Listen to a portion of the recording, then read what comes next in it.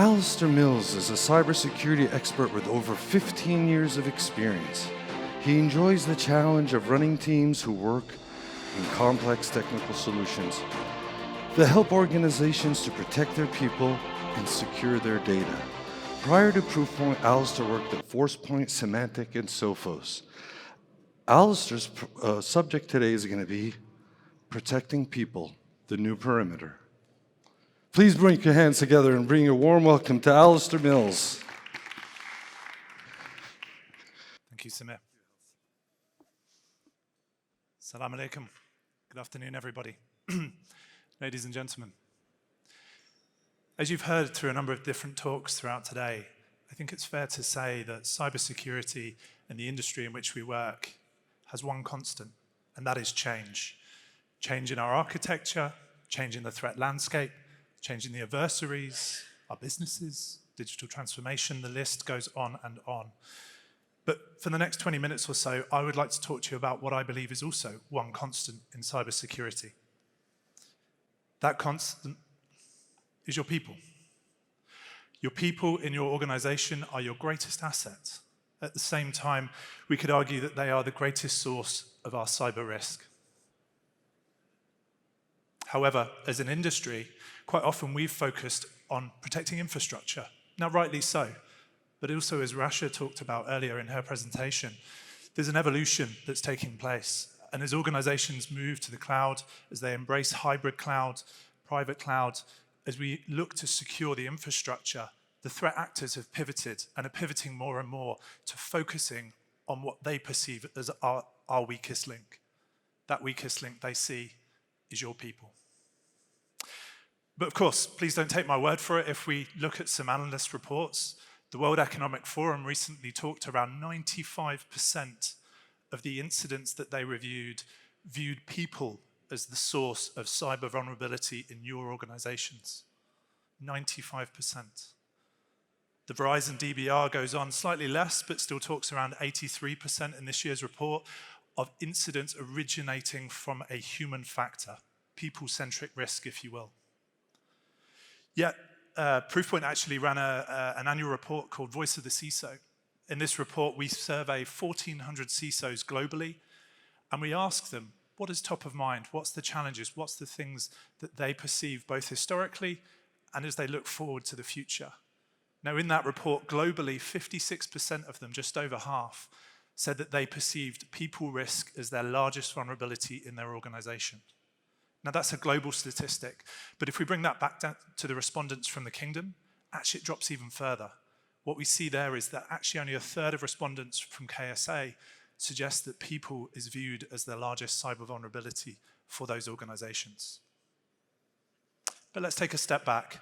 We've heard today about a lot of different threats within the threat landscape, but let's try and quantify the top three. We'll look at different sources, not Proofpoint, but different sources when we look to understand what are our top three risks within cybersecurity. I'm definitely not going to win any prizes for the first one, but ransomware. Ransomware continues to evolve. Again, you've heard some great presentations on how first-stage access, multi-stage access, focused brokers getting access into organizations is now the playbook for the threat actors.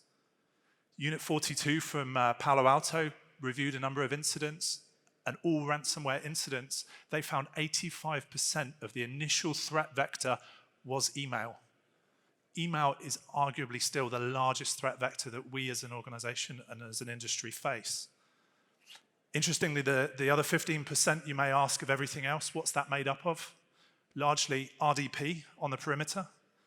I don't want to tell you how to do your jobs, but if you're running RDP with a single authentication method on your perimeter today, I'd argue that there's probably more important things you could be doing than attending MENA. But jokes aside, the other 15% was really down to edge-based vulnerabilities, VPN concentrators, and such.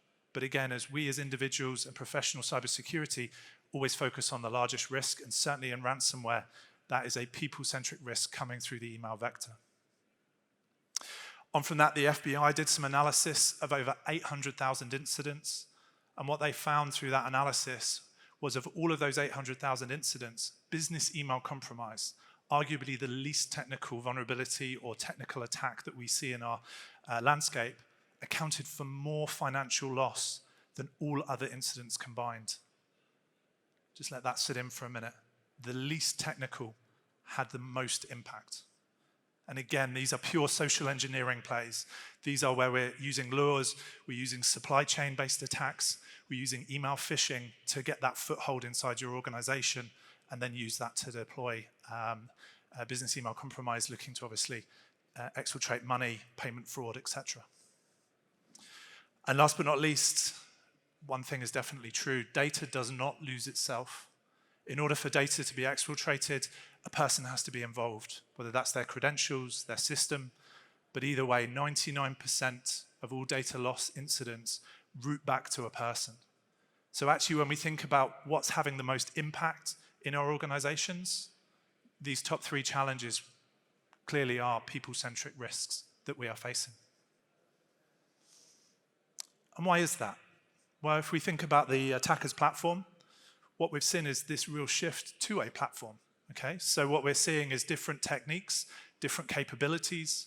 We talked about the birth of the first aid access brokers, and they're really using, supply chain credential theft to drive validity to the lures that they are sending into your organization. We'll come on to some examples of this in a minute, but whether it's BEC actors, whether it's ransomware actors, what we're seeing is that there's a multitude, a blended approach, if you will, that's at play here. So what we're saying is there's not a one-to-one correlation between a business email attack or a ransomware attack using the same techniques and approaches. Quite often what we'll see is that they will use a multitude of these approaches to again, bring trust to the request that they are sending into your organization, whether that's to extort money, run code, or click on a malicious link. So how do we as defenders solve the challenge of this platform attack that's coming against us? Well, I think first and foremost, the challenge we have as defenders is that people are complex. The roles that they have within our organizations vary, not only from department to department, but from individual to individual. So if we're to try and quantify that, if we're to try and protect them, how do we really start with that? Let's look at a couple of examples. I'm going to win no prizes for standing on stage and saying that finance will be highly targeted in your organization. Of course, these are the people that move money on a regular basis. This is what normal looks like for them, okay? But for these financial individuals, we know that they're going to be heavily targeted with business email compromise, and that those types of transactions and moving of money is what norm looks like. I'm from finance. I've used research analysts, but you could liken this to anybody in your organization who is interacting with third parties externally. So in this example, maybe they're using disparate collaboration tools, maybe they're connecting to your suppliers, your customers, but their infrastructure. So again, how do we add a level of control and protection if that actual service is completely out of our hands, an area of responsibility? Last but not least, a support contractor, maybe customer services. Time and time again, we see that these individuals often sat behind shared mailboxes that we publish to the world, because of course we want our customers, our colleagues and employees to be able to contact them and interact with us in a meaningful way. I've seen organizations where these individuals are also then KPI'd. How quickly can you open the attachment? How quickly can you understand and get to the bottom of this customer request? That's good business process. But of course the threat actors know this and will look to manipulate and make the most of that throughout that. Now, as defenders, the old saying, as it says, if you can't measure it, you can't improve it. And in cyber, this is ever so more true. But if we want to understand the risk, I think really we need to understand what are the data points that we need to focus on and to drive meaningful risk reduction to. In cyber, we are not short of data. In my opinion, what we're short of is data that drives outcomes. Those outcomes being risk reduction for your organization. So let's think about what data points from a people risk perspective would be meaningful to your organization. Well, first and foremost, as we would any system, we want to understand the vulnerability that is placed within these individuals. But vulnerability in a people context, we can start to think of, as we heard in the last presentation, have they taken their cyber awareness training? Did they take it and fail? If they have, maybe that's why they're clicking on links. We have a saying we call serial clickers in organization, and quite often those are the individuals posing the highest risk because any URL, any attachment that comes their way, they will interact with. So understanding the vulnerability that people play at an individual level is certainly the first part of understanding the data and piece of that puzzle. On from vulnerability, I'd like to think maybe about attack. That attack profile of individuals varies greatly, as we saw in some of those 3 examples we talked about a minute ago. And that attack profile will vary, of course, from the much more highly distributed, more commodity-based types of threats and approaches on one end of the spectrum, right through to highly targeted, bespoke, customized content that's being delivered to your end users. Again, maybe leveraging things like supply chain, compromised credentials that really drive validity to those attacks. And then last but not least, privilege. Ultimately, this is what the threat actors are after, right? And using open source intelligence, the joys of things like LinkedIn, company pages, we can understand who in an organization potentially has that privilege, whether that's an IT administrator, domain admin, whether that's someone in finance, someone who moves money, the chief exec. Of course, these are all quite obvious individuals, but actually what we can find is that sometimes those individuals with privilege are the ones the threat actors have understood, maybe nuanced to those typical targets that we would see within our organization. But when we think of people risk and we think about these 3 data points, actually, as you see on screen, we start to form this bit of a Venn diagram. And in the center of that Venn diagram really is the immediate risk that we see within the people risk of our organizations. An individual who's vulnerable, hasn't taken their training, highly attacked with custom bits of content, and has privilege, has the keys to the organization in some form or another that the threat actor is going to exploit and manipulate. So to perhaps paint this a bit more, I'd like to use an example, and this is an example from within the kingdom. It's an airline industry that we've been working with, and for them, they wanted to understand the people risk, right? So, of course, finance director, chief exec, whenever we look to do these types of analysis, always come up high within the sort of top 10. But again, typically what we find is there's an outlier approach, and that outlier is something and a foothold that the threat actors have seen and understood could be a very interesting target for them to manipulate. For this example, and I've seen this in other airlines industry, the ground team are highly targeted for reasons of the supply chain is easy to get access to, whether that's they're supplying meals, supplying components to the airline, whether they're working through the bookings and the agencies for travel.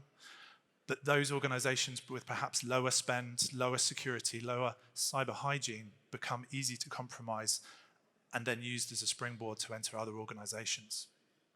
So for this organization, it was a surprise to them to find that third on the list, the top 3 of their highest risked individuals, was actually someone working on the ground team, second to their chief exec. Now again, when we start to put cyber risk in people terms and in people context, that's really interesting. When we can see our people in the same lens that the threat actor sees them, and we can understand the threat posture in that way, it really opens us up to this new evolution from infrastructure to people-centric security. And again, once we looked at the whole organization, and this is several thousand individuals, and this is common as well, is actually what you find is that center, that sweet spot between the vulnerability, the attack, and the privilege comes down to only a couple of hundred individuals, 195 in this example. And those individuals are over 5x, 5 times more targeted than any other individual within the organization. So again, as cyber professionals with potentially limited resources, focuses, being able to quantify that risk and understand if we can affect risk reduction in these 195 individuals, we can have a meaningful change to the cyber posture within our people-centric risk security. But how do we do that? Well, once we've got those individuals, technology is evolved, right? And we can start to deploy technology capabilities where they're needed. And if we go back to those examples and personas that we had at the beginning, for instance, that finance individual, yes, BEC will of course be one of the primary attack vectors that they see. So using key technologies, machine learning, artificial intelligence, to understand the context of the emails that's coming into those individuals really is a key differentiator to understand maybe is there urgency, is there emotional language that's at play here, What's the patterns of communications that we can start to understand to maybe inform this individual? Actually, we're starting to see supply chain risk, and that supply chain risk is coming through in this form of an email. So we can flag that to the individual, we can drive the awareness to them, matched with the cyber awareness training that, again, you heard of just now. We can make sure that they're well armed to understand the types of threats specific to them and their role.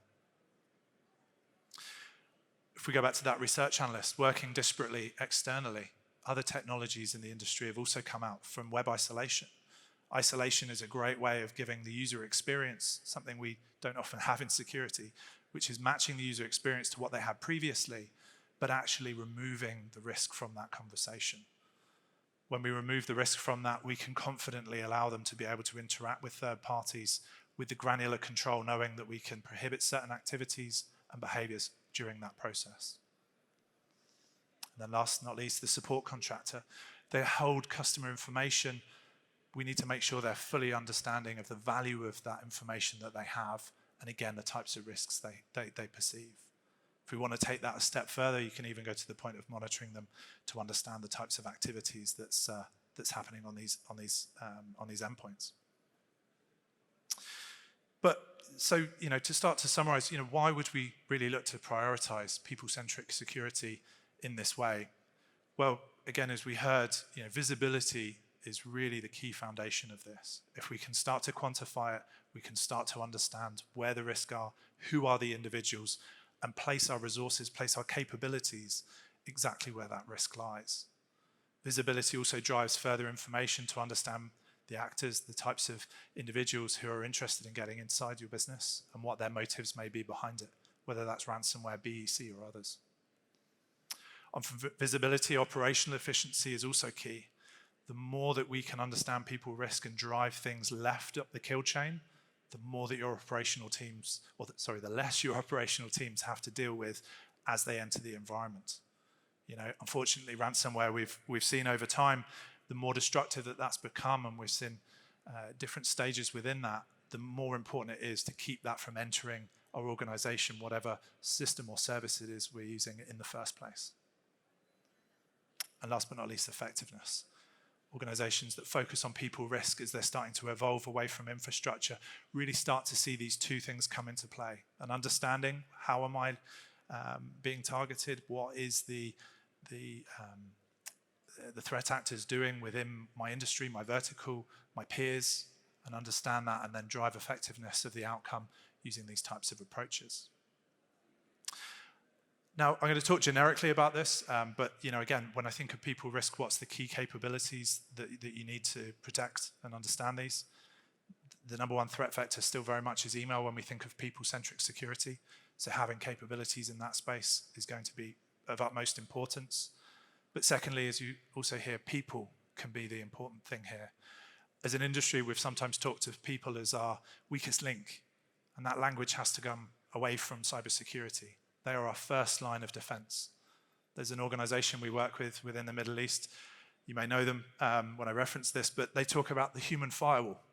And the human firewall really is your first line of defense, because when they can understand the risks coming to them, the ways in which they should be expected to behave in that environment can really drive a different outcome for you.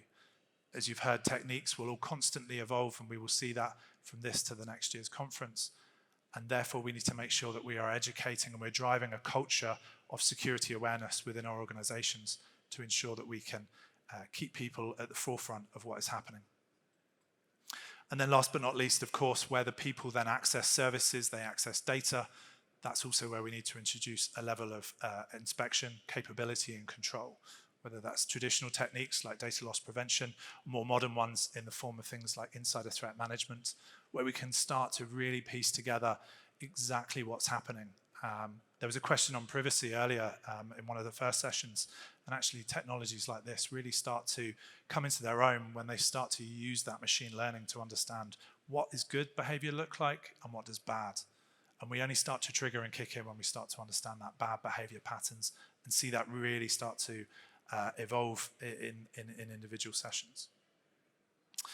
Okay, so I'm not going to talk too much on the marketing slide at the end here. I'd like to pause and leave a couple of minutes for questions. But needless to say, Proofpoint are focused on this as what we see as the biggest trend within cybersecurity, and that's that people-centric risk. With that, I'd like to thank you for your ears today and pause for any questions that you may have.